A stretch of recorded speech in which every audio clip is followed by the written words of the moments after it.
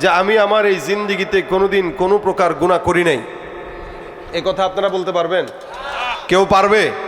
কিন্তু আপনাদেরই এই এলাকার একজন বহুত বড় বুজুর্গ আছে,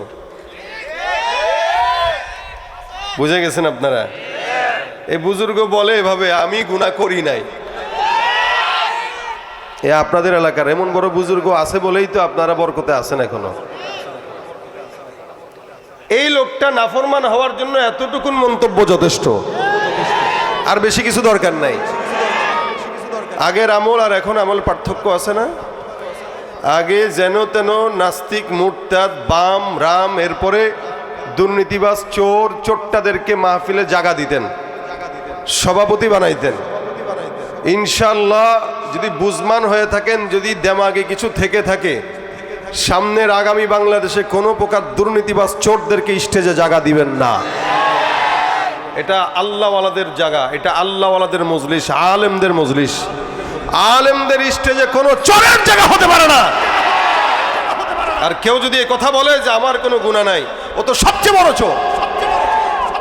যেখানে যত বড় বুজুর্গানে দিন না থাকুক, যেখানে আমিরুল মুমিনিন হযরত ওমরের মতো লোক বলতেন যে আমার নাম কি মুমিনের খাতায় না মুনাফিকের খাতায়, এটা নিয়ে আমার পেরেশানি।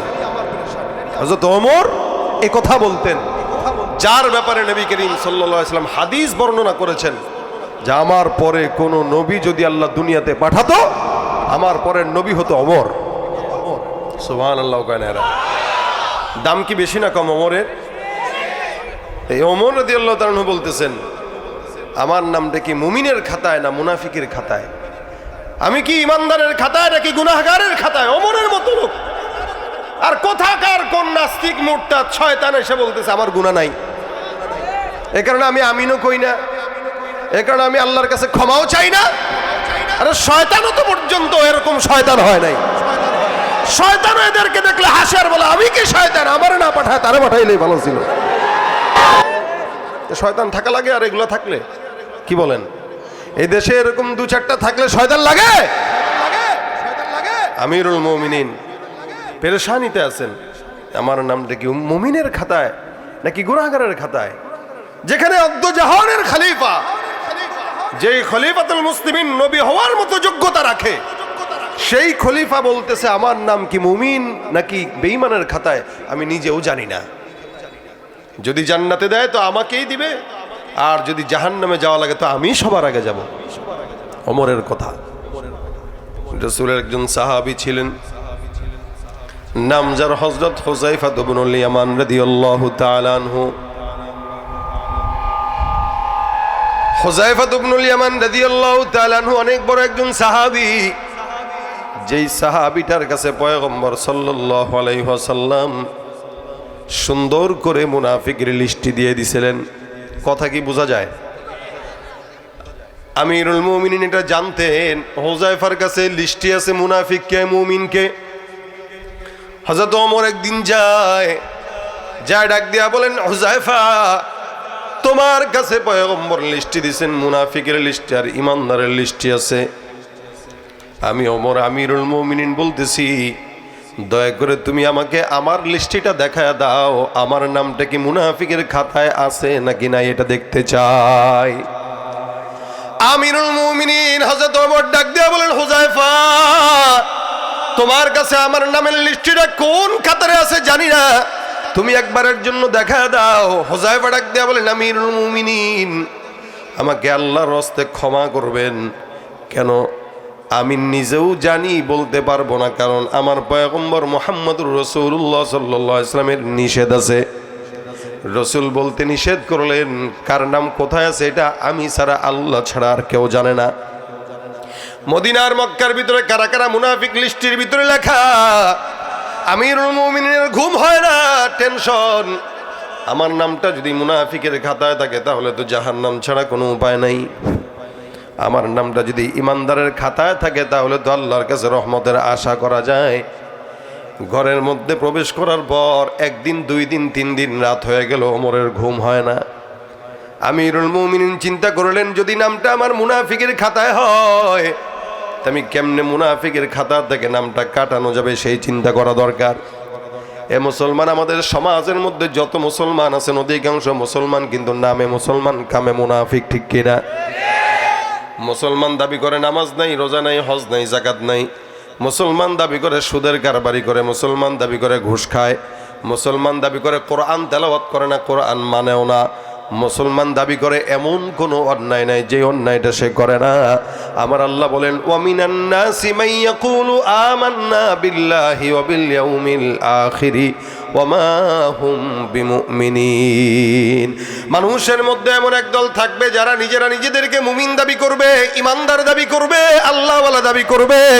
আমার আল্লাহ ডাক দেয়া বলে, হে ইমানদার বান্দা, জেনে রাখবা, শুনে রাখবা, যারা নিজেরা নিজেদেরকে মুমিন বলে দাবি করে, আমি আল্লাহ বললাম এরা মুমিন নয়, এরা মুনাফিক, এরা ভণ্ড বেঈমান। তুমি রমজান এলে রাখো না রোজা, দিনকে করো আঘাত, পয়সা কড়ির নেই তো অভাব, দাও না তো যাকাত।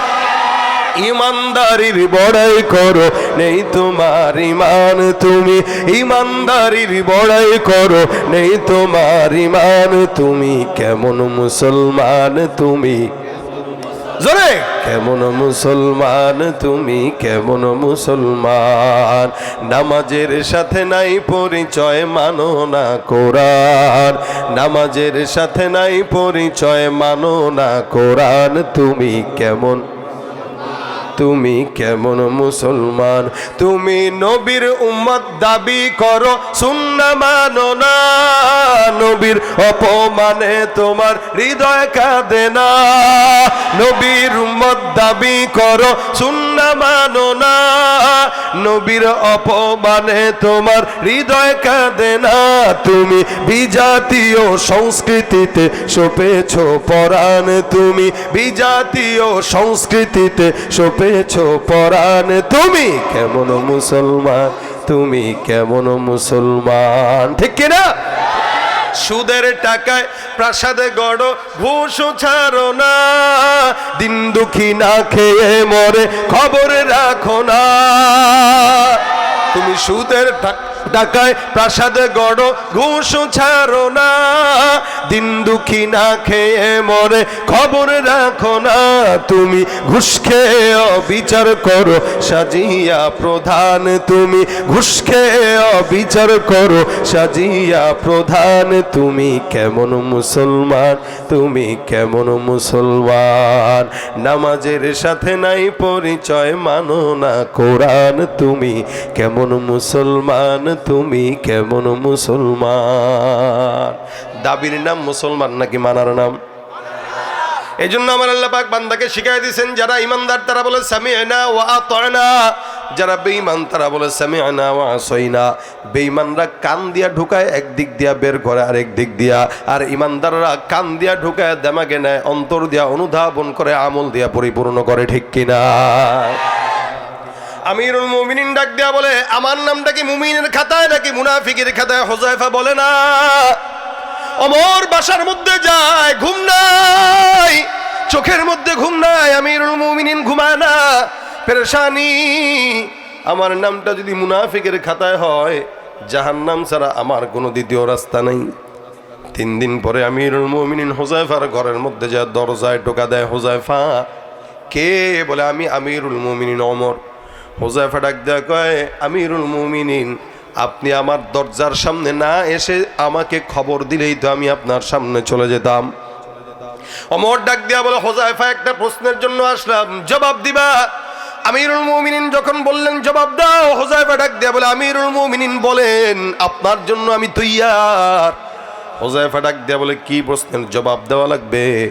আমিরুল মুমিনিন ওমর ডাক দেয়া কয়, হুযায়ফা, আমার কতদিন যাবত মাথার মধ্যে একটা পেরেশানি কাজ করে, আমি এই পেরেশানির মধ্যে আছি, বলো আমার ইন্তেকালের পর তুমি হুযায়ফা আমার লাশের জানাজার নামাজ পড়বা কিনা?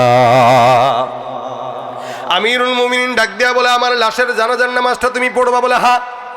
হুযায়ফা ডাক দেয়া বলে, কি বলেন আমিরুল মুমিনিন, আপনার মতো একজন সাহাবী ওমর, যার ব্যাপারে পয়গম্বর বলেন নবী হওয়ার যোগ্যতা কারো নাই, ওমরের আছে। ওমর যদি আমার পরে কোন নবী হইতো, আমার পরের নবীটাই হইতো হযরত ওমর। আপনার মতো একজন সাহাবীর জানাজা আমি হুযায়ফা কেন পড়ব না? আমিরুল মুমিনিন, আপনার কাছে আমি ওয়াদাবদ্ধ নিয়ত করলাম, অবশ্যই অবশ্যই আল্লাহ